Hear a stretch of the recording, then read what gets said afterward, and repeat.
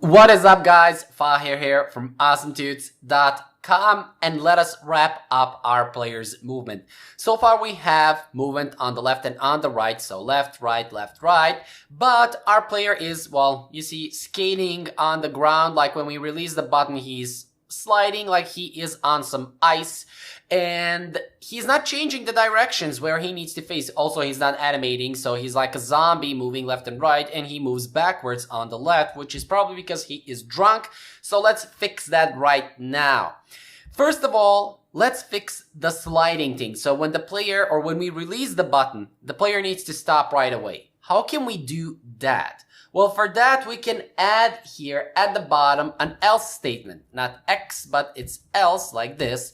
Because if H, which is our input that we explained in the previous video, if it's greater than 0, we are moving to the right side. If it's lower than 0, we are moving to the left side. What is the third possibility? That the H will be equal to 0. Because if we use this line of code right here, and we don't touch A, D, left or right arrows on our keyboard, that means this will right here return null or 0.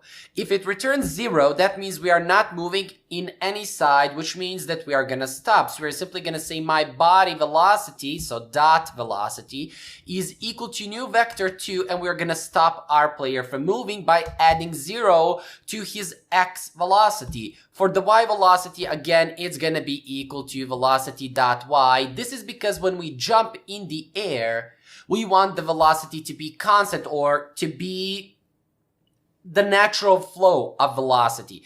And that's why we are going to set here my body velocity y, because if we add here any other number, if we say 0 here, it will be 0 all the time. We don't want that. And we will see the effect of it when we program our jump. So now let's test it out.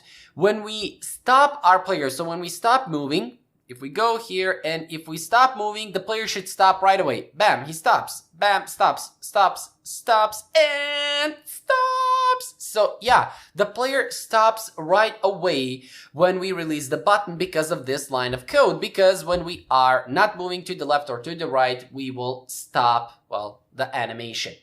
Now, what we need to do in order for us to animate our player? Well, in order to animate the player, we need to go here.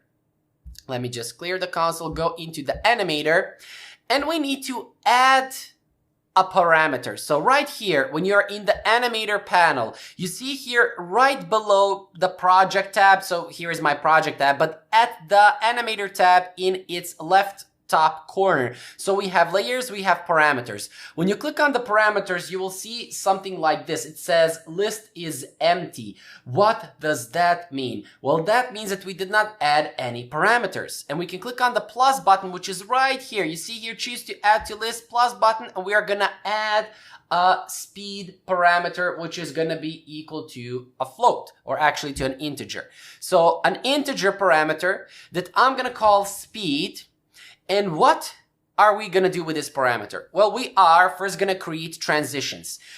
A transition means going from one animation to another animation. So if I click make transition, that is right click on the idle. So go from idle to walk, right click on the idle, click on make transition and point to the player walk animation. Then click the left or with the left mouse button. So voila, here is one transition.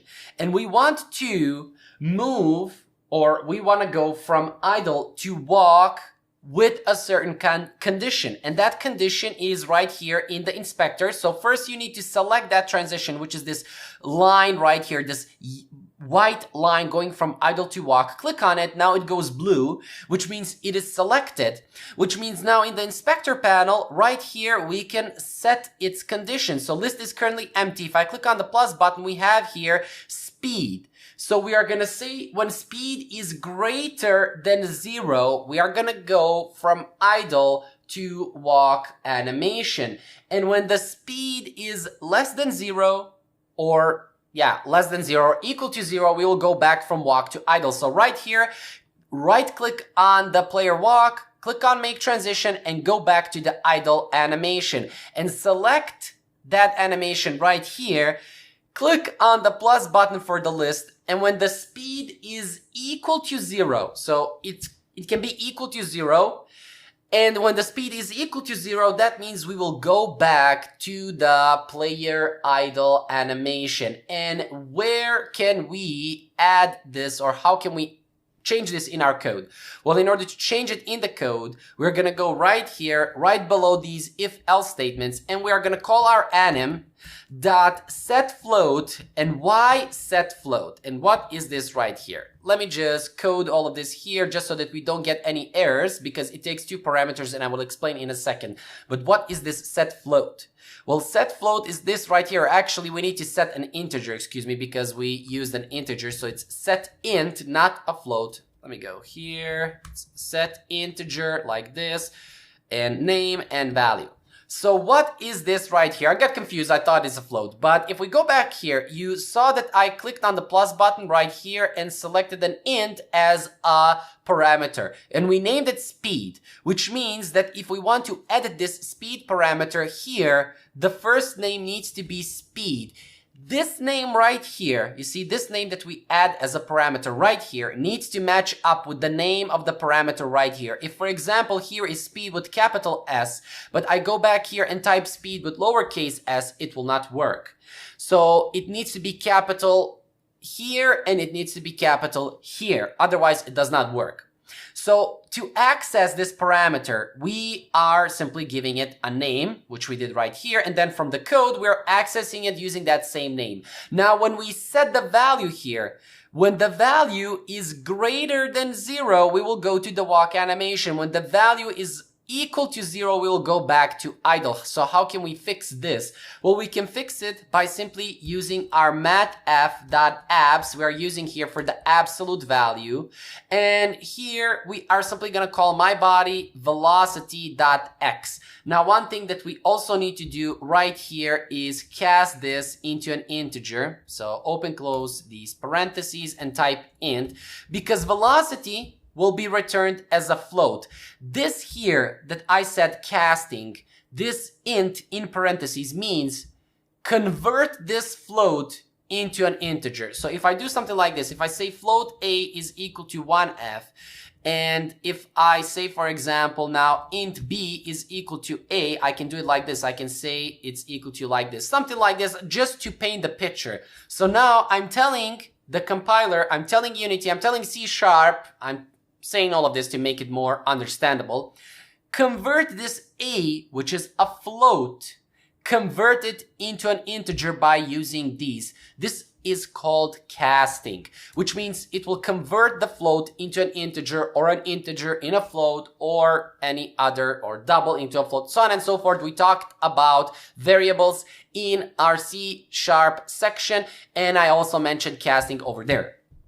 So this right here says, convert this float value into an integer, which means now based on the speed of the character, this speed parameter will change. When it's greater than 0, we will go to the walk animation. When it's equal to 0, we will go to the idle animation. And you can pay attention to the animations right here. Let me just go and clear the console. Pay to the animation, or pay attention to these animations right here. When I hit the play button, notice now, if I go to the walk, or I'm walking, you see, he is now walking. You see, our player is actually walking. But we have other issues right here. And what are those issues? So first of all, notice when we start to walk, he does not go to the walk animation right away. Sometimes it takes a little bit of time. And also when I stop walking, you see, he has stopped, but the animation still plays. This issue is because of these transitions right here. Now we can fix these transitions by doing the following. So you can select the transition.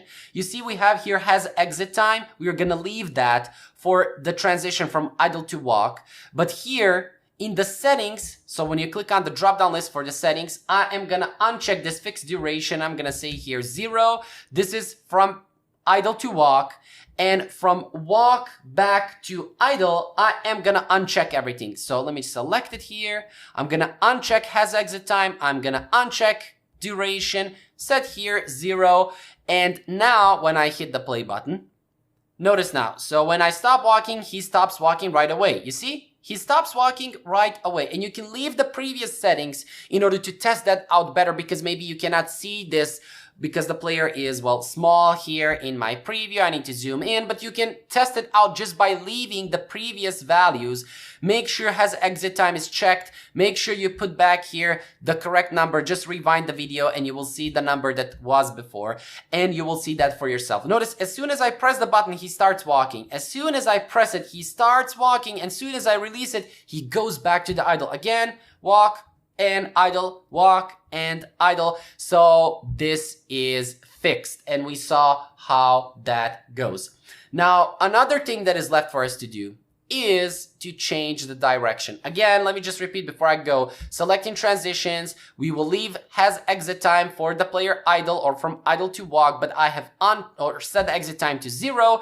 Transition duration is 0, which means the duration from the transition from idle to walk will take 0 seconds. It will go right away from the idle to walk animation. And same thing here. It will go right away from walk back to the idle animation. So this is how we fix these animations, make them more smoother, make them react correctly to our code. And we have explained here for the integer, we used our math absolute and we accessed the speed variable or speed parameter, which is this one right here, which we set right here for the transition. So when it's greater than 0, we will go to walk. When it's equal to 0, we'll go back to idle. Now let's change our direction. Direction can be changed by using the scale. If I zoom in on the player and select him, notice here in the inspector panel, we have something called scale. Currently it's set to 1 on the X, Y, and Z. If I set it to -1, what do you think will happen on the X, that is? It will change the player's facing, you see? So he is facing left and right, left and right. So what we have to do in order to change his facing is simply change the scale. We're going to do that with a function called void change direction, which will take an integer as a parameter, which I'm going to call direction. And simply here, what we are going to do is we're going to say vector3 temp scale is equal to transform a local scale. Now, local scale is a vector3. Why? Well, because if we go here, we have X, Y, and Z for the scale, even though Z scale is not important for us because we have a 2D game here. In 3D game, you will pay attention to the Z axis, but the parameter local scale has X, Y, and Z. That's why I have used here vector3, because vector3 is X, Y, and Z, as I already explained. So we need to change the scale for the X-axis. So simply here we're going to say temp scale dot X is equal to the direction, which is this one right here, which will change our X value. And afterwards, we simply need to reassign it. So transform local scale is now equal to our temp scale. So what did we do right here with all of this code? Let me explain it right or like this. So we have our current scale, which is this one. This is our current scale. And this is a variable that we have created to store that scale. So what we are doing, we're using the current scale, storing it in this temporary variable. And now we are editing this temporary variable's X scale because it contains X, Y, and Z. So we have changed the value of the X scale. And now we are putting that value back to the temp scale. This is, for example, if I have here some kind of basket, let's say this is a basket, let's pretend this is a basket, and I have here, I don't know, one apple, another apple, and another apple. And I give you this apple and you eat it. Or I say, okay, you can take a bite from this apple, change its appearance by biting it. So you take the apple, you bite it, and you put it back in my bag. This is what we did right here. So we took our current scale, we added it into the temporary scale, which is here. So here it's temporary. So you're holding that apple temporary. You bite it, meaning you change the value of the X, and then we reassign it back right here, which means you put it back in my bag again. So this is what we did. Why did we do it like this? Well, because we cannot, or we are not allowed to do it like this. So we cannot say transform local scale is equal to, or local scale dot X is equal to direction.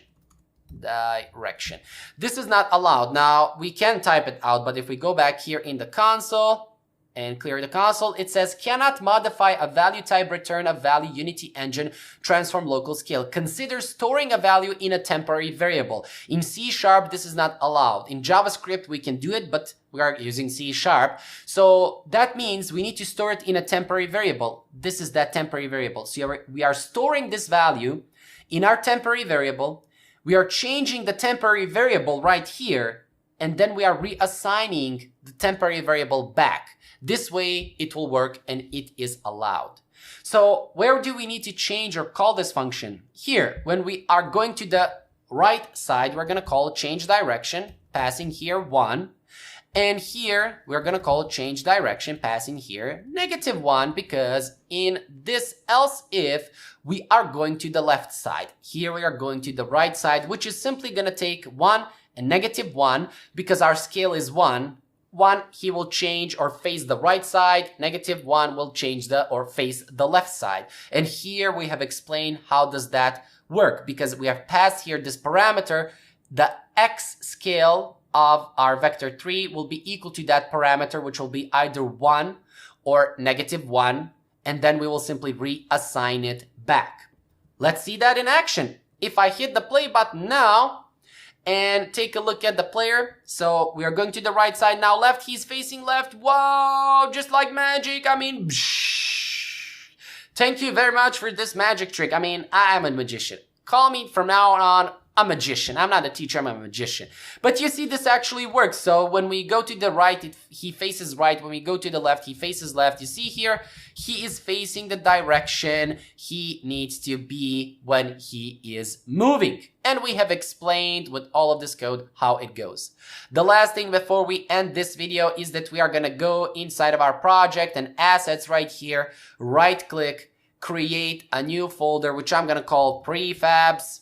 Inside of the prefab folder, I'm going to right click and create a new folder called player prefab.